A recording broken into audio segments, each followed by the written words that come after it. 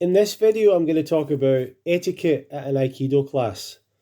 Now, to be more specific, this is about the etiquette that we expect at the class that I teach here in Glasgow at the Palace of Art, but also the other classes in our organisation. And this is for the students in the club. And what I'm going to do here is just go through some of the etiquette and try and explain a little bit from my perspective of what it's all about. I think some people think that etiquette is sometimes an old-fashioned traditional thing that maybe lacks any action. It's not very, it doesn't have a reason anymore. It's just an old thing that people used to do, and it shows honor and respect and things like that to the past to continue with it. But I think actually there's a lot of aspects of the etiquette of a class that add to it and make the training better in certain ways, make the environment of the class better, and create a particular sort of environment or tone or state within a person that helps them to get into the training and get into the class.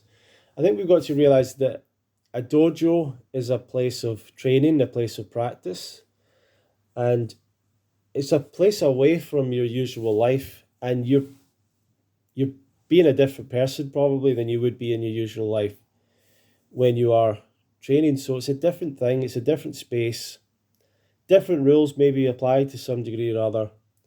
And I would say don't take it too seriously, but take it with the right amount of seriousness. So take it with the amount of seriousness that helps with improving your practice. So with all that being said, let's go through the list of etiquette here that I've got. Basic obvious things like arriving early and trying to be on time. I would suggest to everyone to actually arrive early enough to go to the changing room and to change into your Aikido, your gi in the changing room. Some people, quite a few people actually turn up in their gi.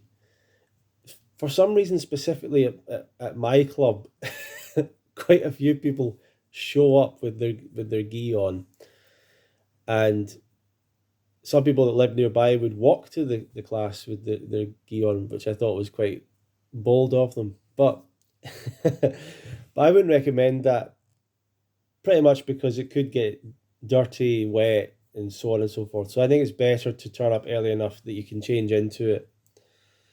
We wear sandals as part of the uniform. And to be clear, the gi, if you haven't bought one yet, should be all white with no sort of big stickers or badges on it or embroidery or whatever. It should be basically plain white. Obviously, there might be a kind of brand logo on it, a small logo, but apart from that, it should be a fully white gi. The sandals, or I think the Japanese word is zoris, the reason for the sandals is to walk from the dressing room to the mat without your feet touching the floor of the changing room, the floor of the facility or the gym in general. That is more of a hygiene thing, really, because there's things that we can pick up. There's issues that can happen, but you can pick up bacteria and stuff from the gym floor. Is it likely to happen with a smaller class, with there's less sweating happening and all that? Perhaps, but still, it's good practice for us in general to try and be clean when we practice and have our kit clean, our body clean and everything, so that we don't affect the mat and also affect other people we're training with. So that's basic respect, but it is also a bit of a health issue there. So we try not to put our feet onto the changing room floor. We put on the sandals, we walk to the edge of the mat, we come off of the mat, we come out of our sandals onto the mat, and we go back into our sandals when we leave. If you have to go off the mat, you use your zoris or your sandals. So that's an important thing to get right. We ask you to remove all your jewelry or cover with tape in some scenarios where people can't remove jewelry. This is not just a fashion statement or whatever, or a particular look. It is dangerous. It can increase risk of injury, of many different types of injury, to be wearing jewelry. And it it's distracting as well. And for me, that is so used to not seeing any jewelry, as soon as someone has a ring or something, an earring, it's very noticeable. Anything, any band round their hand, anything, and people don't realise how much you're increasing the risk of injury. It's quite easy for uh, part of a finger to be trapped or whatever, or if two people were wearing jewelry, for two pieces of jewelry to get entrapped or something like that, um, it could be a bad injury. So, and some people, they're maybe quite committed to a lifestyle of a lot of jewelry in their face, a lot of jewelry in their body. Well, that's quite hard. It's not really compatible with training, so it would be best to turn up without that stuff if you can. If that's just you can't remove it, um, it's perhaps you could cover it up. But certain things, certainly things like in your nose and all that stuff, there's certain things that would just be an absolute um, a no. So no jewelry, or remove all jewelry, or tape it up if you've got something like a ring that you can't remove. We'd ask you to perform a standing bow. So here's where we get into just some ceremonial things. A standing bow when you're going into the actual dojo. So whatever's happened in the room before us, after us, whatever, our mindset is, this is our dojo, this is our space, and we're gonna, firstly, we're going in with a sort of a reverence, a gratitude or whatever for the space itself.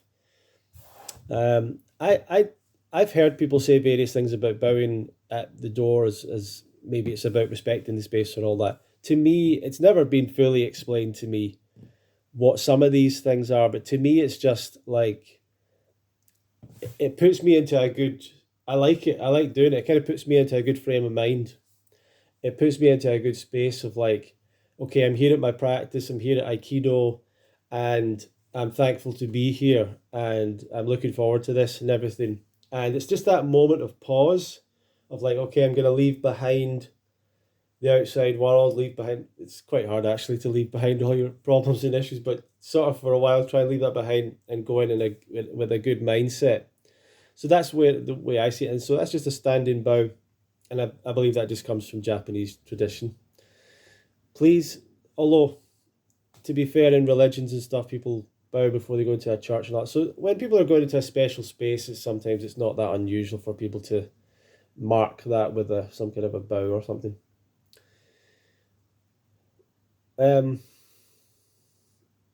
Obviously, we want to train in a positive way. We don't want to be, when you're coming in, have that idea of, right, I'm leaving behind problems. So the Aikido class is not a place for you to come and vent or try and take out any stresses on other people, at least not in an unreasonable way. So leave all that behind. Don't bring any of these problems on. We would ask you to leave negative and unconstructive language behind. So especially basically swear words. Now, if you get accidentally hit or thrown in a funny way or something, it can be tempting to want to swear, or maybe some people that's how they would naturally react. But once again, it's always been a bit of the etiquette of our club to leave behind swear words and, in general, negative, sort of insulting language of that nature. And that's the same for the changing rooms. That's the same for social gatherings. There's been a couple of occasions where someone's had to be pulled up for language. So just be kind of careful with that.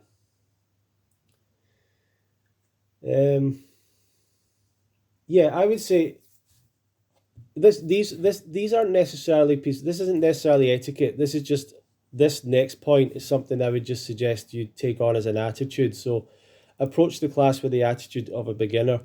I know that many people have trained other things, done Aikido before, but what you really want to do is go into the situation not with this idea of here's I'm here to show everyone how great I am or what I can do or how I can be better than others, but really with the attitude of a beginner. Be open to learn whoever you're practicing with. So if you're practicing with a beginner, and this is a part of the key principles is respect your partner's key. So if you're practicing with a beginner, you got to respect that. You got to respect their level. At the same time, if you're practicing with a very high grade, you don't want to be trying to don't try and maybe practice with them in a way that you can't that's too high for your level, or you're attacking too quickly or something like that, and they have to control you, or they have to respect your partner's key. Obviously you want to challenge each other, but you're not here to sort of obviously bully people or anything like that. So but when you're practicing with a beginner, you can learn a lot from practicing with a beginner, and you should respect that. If you arrive late, don't walk onto the mat straight away. The etiquette here would be, if you arrive late, you can certainly come into the room, but then you would get yourself ready and you would stand at the edge of the mat and you would wait to be invited on. Now that might seem like some form of a punishment or something, but it's not really. To me as a teacher, it seems quite practical. It's just about managing the class, knowing who's there, who's coming on and off the mat. As when you're teaching the class, you're managing the mat, the whole experience. Who's practicing with who, what space are they using, trying to keep things safe and balanced and all that. If people just come on and off, it's it can be a bit, well, it can be distracting and confusing and a bit stressful. So that's probably what I would say is the reason for that. But really, what happens is as soon as the teacher sees you, generally they'll let you come on. If I was to, there might be a reason where I would not let you come on yet, but that would be kind of rare, and it wouldn't be trying to punish someone. It's just because maybe I'm a bit distracted and I need to focus on what I'm doing for a moment or whatever it is. We should aim to remain on the mat during our practice. So please indicate to the teacher, to the sensei, if you want to leave the mat for any reason. Now, I would say if you have some health issue, you need to run off. Different, obviously, the different story with that. But in general, and if you do have a health issue, you should let the teacher know in advance anyway. But in general, you want to be on the mat the entire practice. So it's always been kind of the culture in the club. You don't just go off, for example, to have a drink of water, to fix something in your bag, to get something, to look at your phone, and then wander back on again. That shouldn't happen. And if you are getting dehydrated during the class, you need to deal with that prior. So make sure you drink prior to the class so that you don't have to go on and off.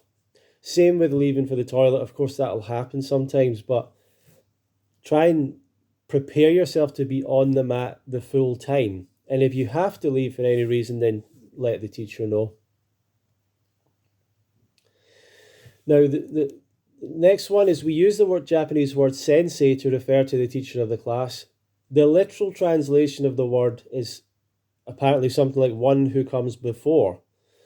And in Japan, the word sensei is applied to can be applied to like any person of respect, any elderly person, any person, like a doctor could be called sensei, or a school teacher, or anyone. Lots of different positions could be called sensei. It's not just the teacher or a martial arts teacher.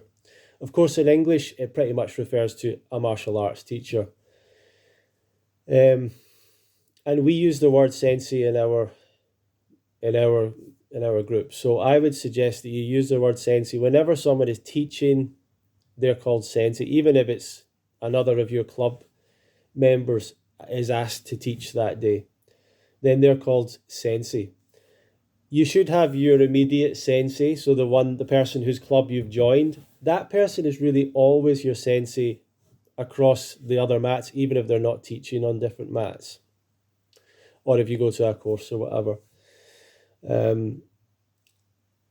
For me personally, I always use it for my own teachers, and I quite like. I mean, personally, I like using it, and it reminds me of what it is. You know, they're a teacher to you. That's the way it is, and it's kind of, I guess it's kind of respectful, but it's just, to me, it's just a it's just to, I guess it just reminds you that that's your teacher, you know. Now, other scenarios where you won't use that word is how strict would I be with that? I'm not too strict with it, really. Of course, if I was to meet someone out in other aspects of life, I wouldn't generally expect people to call me sensei out, you know, somewhere else. But within things within the club, certainly at classes, then that would be the expectation. At least that's the way I treat my own teachers. So, on the mat, only the teacher teaches the class. This video is, by the way, getting a little bit long, but we'll keep going anyway. There's only one teacher on the mat. That's the way that I treat an Aikido class. So I could go to an Aikido class. The person might be less experienced than me. I'm still not going to take their students aside and say, listen, here's the way it actually is. That's wrong. There's one teacher on the mat. They're teaching the class. And I personally have always thought it's kind of bad etiquette if someone then takes a group of people and starts teaching them, especially if they're teaching something that's not what the teacher's just been teaching. So, of course, we follow the class syllabus, whatever the teacher's showing, the sensei, and we don't contradict that. And we also we're not actively there to lecture the people that we're practicing with. We're there to train with them. And if your sensei says, can you teach this person, can you show them this, then you are teaching them. Then that's what you've been asked to do. But if they just show a technique or a thing, you're there to train. And training does not require lots and lots of speeches of how to do things. It requires movement. So if I'm turning around and there's two people talking to each other for half the class, that's not training. So, and I saw Sensei Andrew calling out a fourth Dan for teaching on the mat, telling him not to teach on his mat, you know. So that's an important one. I'm going to see if there is a second point to this. Yeah, and I have written under that, try to train with as little talking as possible. That's what I think. I think that's the best training, is when you talk as little as possible and you just get on with it. And a lot of times people overthink, want it to be explained more. I don't think any of these things help. Just get on with it. Just give it a shot. You're going to do it wrong. Don't worry about it. And a good point on that is aiming to develop a non-resistant mind. When you're training with someone and they do something that you think's wrong, you're not meant to stop them all the time and go, no, this is how you actually do it. You're doing this wrong, you're doing that wrong. That's bad training as well. Just do it again. Let them try it again. Maybe make a pointer here or there. But a person will get better the more they do it. They'll get better each time. So let a person train. We're trying to aim to develop a non-resistant mind. The idea here being, you're not constantly stopping a person, constantly going, no, that's wrong, no, that's wrong, no, that's wrong. You're just overthinking, resisting. Your mind's been taken. We're aiming to be focused on our one point. So, and ask the sensei. If you've got a question, ask the teacher. Don't ask the person you're training with necessarily. Not necessarily. It depends. If they've been put with you, then fair enough. But ask the teacher. Call over the teacher if you've got any doubts about what you're doing.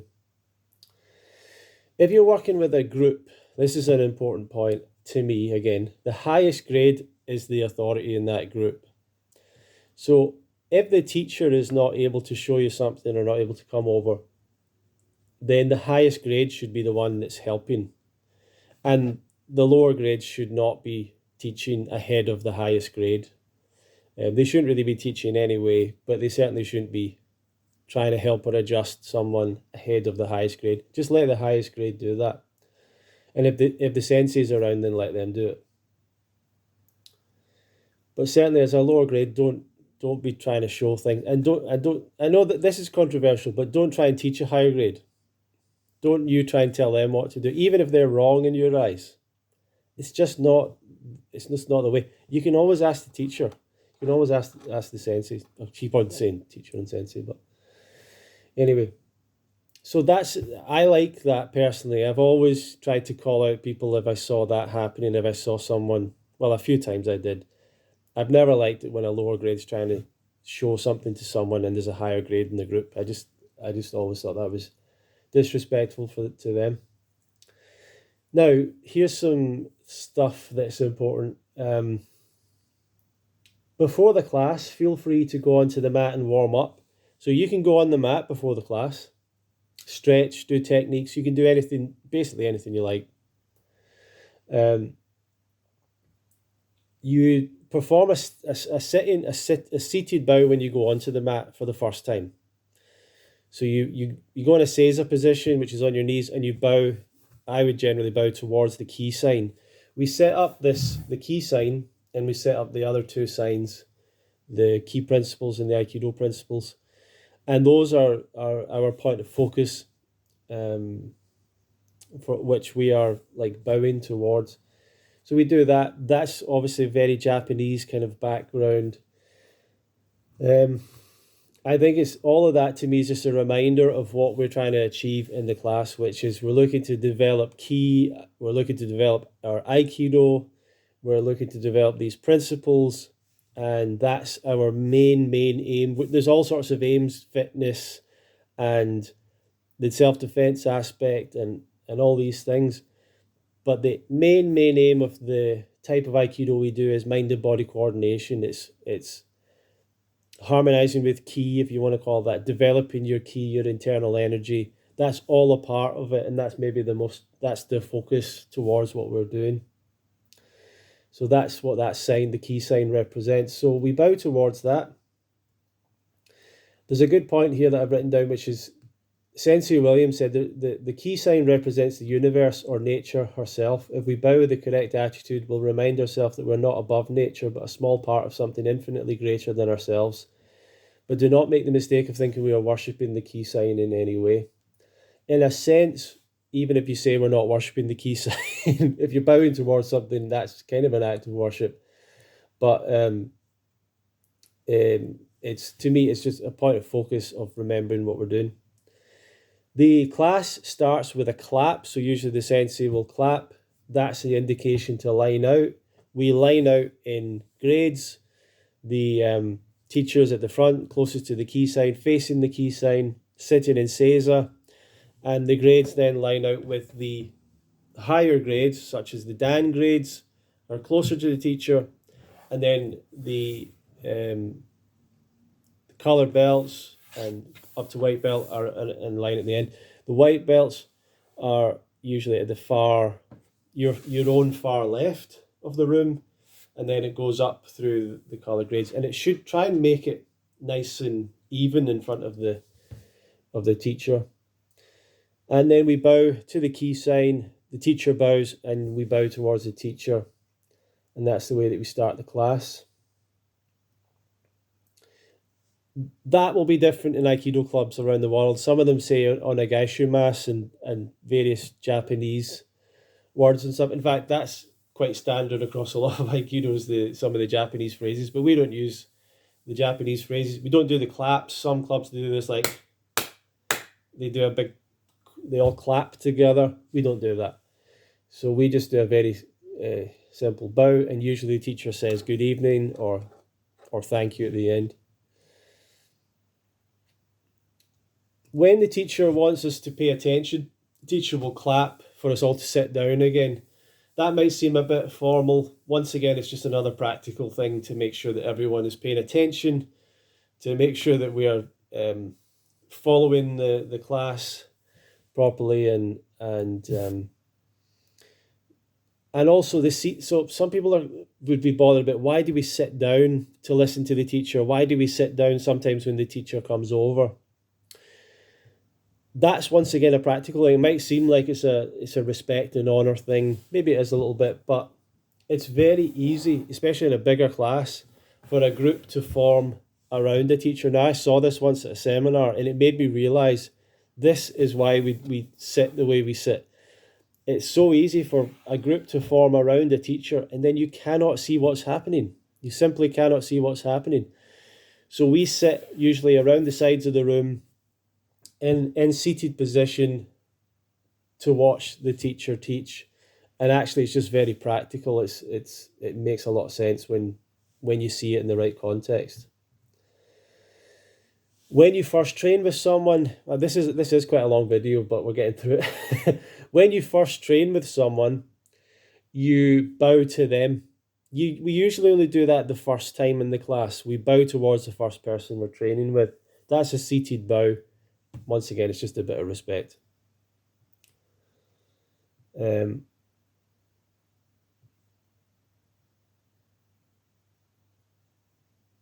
It's often customary, if the teacher brings you up to do a technique, to bow to the teacher after that. So that's probably one of the things that some people would be comfortable with. I think that that's too much. But it's just a bit of gratitude and respect. It's quite standard across Aikido, I think, across some martial arts, for you to just show that gratitude for having been shown something a little bit extra. That's kind of the idea around it. You've been called up, you're helping out, but you're also getting to show a little bit extra. And it tends to be the case that the people that develop most in an Aikido club are the people that yuki most for the teacher. So the more you get a chance to do that, the more you should be grateful for that, because it generally, and it also means you're probably heading in the right direction if you're getting called up a lot. And at the end of the class, we form a circle, we bow to each other, and then we line out, which is the same as the start of the class, and then we generally shake each other's hands before we leave and say thank you to every single person. So that's pretty much it. I think that's pretty much all of the etiquette to go through.